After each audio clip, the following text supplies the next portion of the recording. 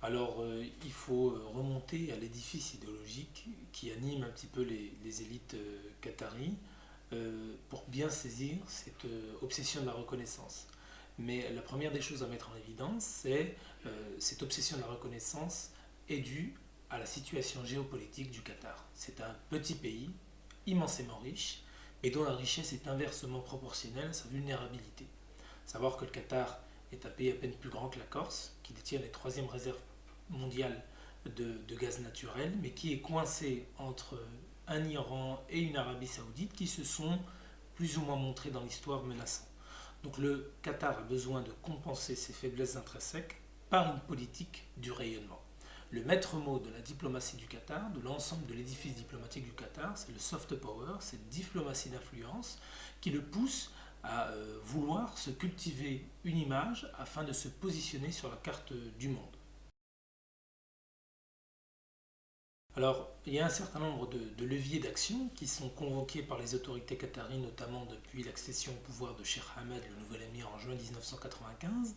On a d'abord et avant tout, évidemment, le volet médiatique, et c'est ce volet-là qui a permis au Qatar de bénéficier d'une vitrine planétaire. Pendant longtemps, Al Jazeera était plus connu que le pays qui l'abritait, et cette volonté, dès le départ affichée, était de faire de ce levier diplomatique un instrument d'une politique étrangère qui était destinée à prendre le contre-pied permanent des positions et des options diplomatiques saoudiennes. Le deuxième élément convoqué par les autorités qataries pour pouvoir décliner dans la pratique cet objectif assumé d'être présent un peu partout, c'est évidemment un volet médiatique qui a été extrêmement présent. C'est pour ça que dans le livre je parle de diplomatie totale. Alors il faut scinder un peu deux temporalités lors de cette opération diplomatique. Vous avez ce qui a été le fait du Qatar avant l'irruption des printemps arabes et ce qu'il en est depuis. Avant le printemps arabe, le Qatar était considéré comme un médiateur très apprécié pour la résolution des conflits. Le Qatar est intervenu notamment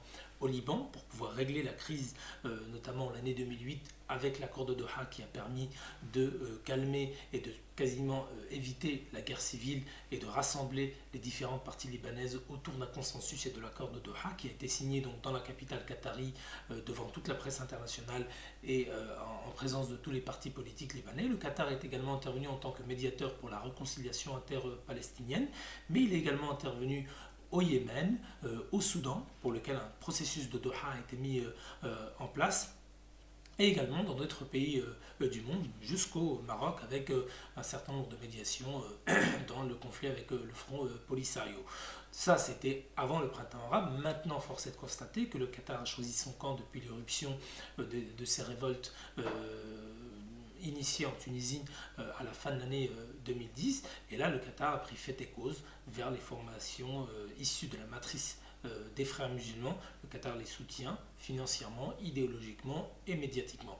Le troisième des leviers convoqués par les autorités qataries, c'est naturellement le levier sportif, et on en parle beaucoup en France, parce que c'est cet aspect des choses qui leur permet de se prémunir, de se prévaloir d'une considérable attractivité et visibilité internationale à moindre frais, puisque c'est évidemment un sujet moins sensible politiquement parlant que les diplomaties, sa diplomatie intrusive dans un certain nombre de pays du monde.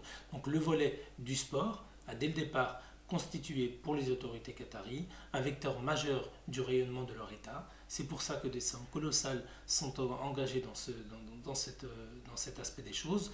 Et vous avez aujourd'hui une forme de diplomatie sportive, notamment à l'égard du football qui est considéré comme le sport roi. Donc voilà globalement les trois principaux leviers d'action convoqués pour pouvoir donner de la substance à la volonté du Qatar de devenir un pivot du monde arabe et un acteur majeur des relations internationales. Il y en a d'autres, on a également le levier culturel, le levier religieux, mais ce sont ces trois piliers principaux, les médias, la diplomatie et le sport, qui donnent au Qatar cette sensation d'être en face d'un État qui intervient partout.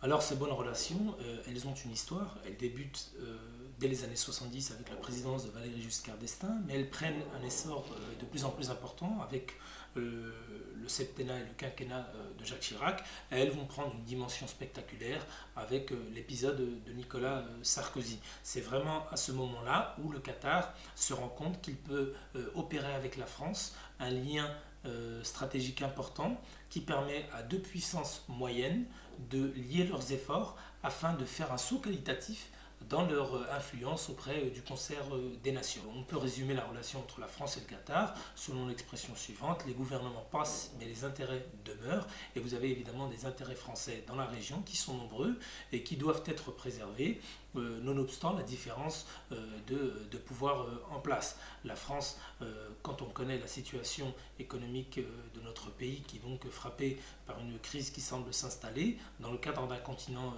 qui va mal au niveau économique, les entreprises françaises ont un besoin impérieux de diversifier leur part de marché à l'international, et donc le Qatar, avec ces énormes investissements qu'il compte mener à l'horizon 2022 pour accueillir dignement les grandes compétitions internationales comme la Coupe du Monde, mais d'autres compétitions également, les entreprises françaises souhaitent se placer et avoir un maximum de parts de marché auprès de ce qui ressemble à un Eldorado économique. Donc aujourd'hui, on a une densité dans la relation qui est peu ou prou la même qu'à l'époque de Nicolas Sarkozy, évidemment avec l'affichage publicitaire en moins et le côté personnalisé qui s'est éteint.